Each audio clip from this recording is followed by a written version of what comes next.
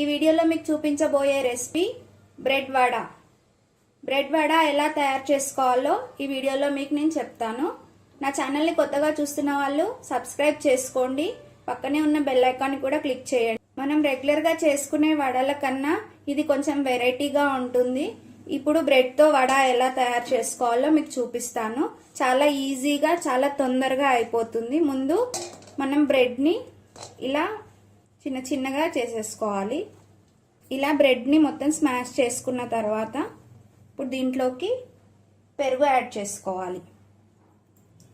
దీంట్లోకి 1 కప్పు బియ్యం పిండి, 1/2 కప్పు ఉప్మా రవ్వ, చిన్నగా కట్ చేసి పెట్టుకున్న కరివేపాకు, చిన్నగా కట్ చేసి పెట్టుకున్న ఆనియన్స్, ఇలా చిన్నగా కట్ చేసి పెట్టుకున్న పచ్చిమిర్చి, టేస్ట్కి సరిపడా సాల్ట్, కొంచెం అల్లం వెల్లుల్లి పేస్ట్, మిర్చి వేసుకున్నాం కదా, ఒక 1/2 టీ స్పూన్ కారం వేసుకోండి. నెక్స్ట్ కొంచెం వంట సోడా వేసుకోండి.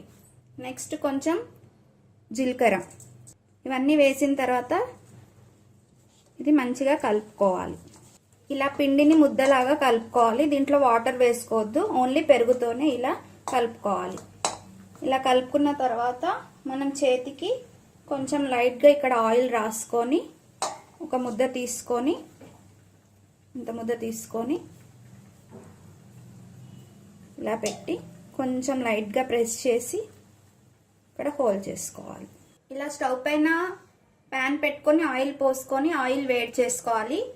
ఆయిల్ వేడైన తర్వాత మనం ఇలా చేసుకున్న దాన్ని ఆయిల్లో వేసుకోవాలి. మీడియం ఫ్లేమ్లో పెట్టి కాల్చుకోండి.